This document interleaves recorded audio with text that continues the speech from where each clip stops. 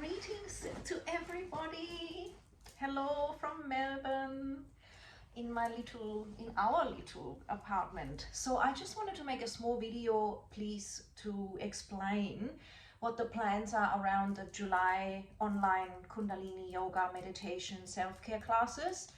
So basically, they will be online, and the whole purpose is to find connection with yourself again, and to have that once a week, in all of July, as much as possible, to know that you will come into yourself and really connect into your heart and reassess what's been going on, question whether you've been on your path, and just lovingly noticing what you've been learning and moving forward as we open the heart, as we move the spine, as we open our intuition, as we release shoulder tension, and as we continue to just delve further into who we really are, embracing the dark and the light, and finding ways to rise above that, beyond duality, because ultimately we can be in the play and we can be playing our roles, or we can yogically realize we are the observer and find that moment of peace, or these hours of peace, or whatever it is for you, where you're actually the observer. And that's a beautiful state to be, because life will forever reflect things and keep moving and invite you to recognize things. And from an observation point of view, with an open heart, aligned belly and gut, so you're trusting your personal power and the intuitive awareness, which is in all of us, more activated and more in tune. The more you are aligned with those, the more you will have that clarity. And that sort of clarity can't be bought through a book, or through a person lecturing you, or someone telling you wisdom. That can only temporarily help, but these integrations within the body, they are therefore steps to make this more permanent, more lasting, where you don't need to feel like, oh, I better read those quotes, or I better listen to this person to remind me of what is actually right for me or not. So not that there's anything wrong with those. These are people that are guiding, and I do that too. Many people do, and these are very inspirational and they help us. It's all part of that smorgasbord. But often what I hear the most about from women is that, oh, I really thought I had it, I was really on track, and then I came off track. I lost myself. I started giving more to others than to myself, at the expense of my own sense of self and well-being. And initially that giving was great, but then after a while it gets a little bit like a feeling of it's not fair, almost a sudden sense of maybe even resentful, and of course exhaustion. Many women, of course men could also be doing that, but I'm talking mainly women because that's my specialty, and I myself am one. There's a tendency to do too much, to think of the other, and to externalize a lot. And that is changing. The paradigm is changing. We are going to be more mutual. We have each other's roles in relationships, and we support each other. But it's not this idea that the woman has to hold everything, you know, the job, the family raising, the society, the preparing things. There's a general belief that, you know, house cleaning or keeping it all zen and practical, this is a beautiful thing, and working that out in a balanced way in our relationships, but it shouldn't be assumed, or it's not healthy to make assumptions anyway. And it's so important to, if you've got a lot on, especially, and you've got kiddies happening and you're running your own business, which is what most people are that I know, in some sort of one of those or both, it is the most important thing that you spend an hour at least every day, ideally, to connect with your wisdom, not anybody else's, because your life is unique and it's going to be very different than anybody else's. That I have seen and that we all know. But I want you to have this reminder that you are pure energy. You are consciousness that can reinvent itself. It is perfect that you're different. It is perfect that you have moments or days where you know you just need to take it slow and relax. It is perfect that suddenly you want to change your mind, because that's evolution, that's natural, that's change. And it's about really honoring that and not questioning ourselves all the time, you know, double checking, worrying. So there's so much I could say. The truth is that everything will always change, and there's new invitations every day for us to choose slightly differently to honor our heart and soul mission, and we know that. And the thing is that unless we're connected with ourselves truly, we don't know what that is. We could have 20 opportunities out there, but we're not connected enough to recognize, no, these are not going to lead me to where I want to go, but this one is really aligning and will help me to thrive. So this is what suffering is, and that's what I wanted to also discuss briefly. We only suffer when we're disconnected from our true selves. Really feel that. So anytime you're suffering or you feel that you're neglecting your health, is because you have not connected with your truth, and you have given your power away to somewhere else, obviously in exchange, because that's the only other thing to do if you're not connected with yourself. So it is beautiful that we all help each other, and I'm a massive advocate for that. But let's fill our own cup, work with our spine, balance our chakras, get to know how that feels when we're activated, because there's a really different feeling when your base chakra is strong compared to when it isn't. And I will talk about those things in July. It will be intuitively guided, because I could talk about a million things from in terms of health, well-being, mindset, chakra balance, breath work. But each time it will be about self-love and how can we love ourselves more, so our cup is more full, we can serve humanity more without neglecting ourselves and running ourselves to a place where we just want to stay in bed or give up or feel really exhausted or resentful. So that healthy moving forward is also part of that new earth movement of people not running the rat race anymore, not being so plugged into the matrix, understanding that your own creation that is unique is very important, and that we get to slow down. And as we slow down through that clarity, the body heals itself.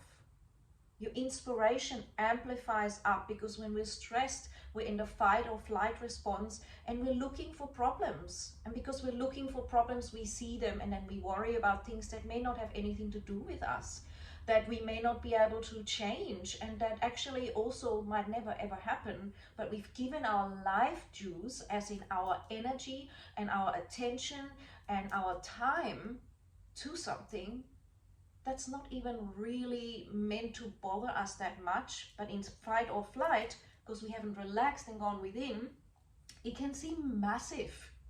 So I'm all about us remembering who we are, self-nurturing, self-love time, slowing down that breath even right now while you're listening, sipping in that breath slowly, exhaling even slower. And I will be teaching in each class breath works, body movements, meditations, and every class will finish with a deep relaxation, so that you can really go deeper into learning how to relax at any time. Like right now while I'm sitting, I've done this for so long, I know what it feels like, whether my shoulders are tight or not, so I drop them. And I use that technique also, of course, with that awareness when I'm driving the car. Some people are really in bad postures when they're driving and they're in stress.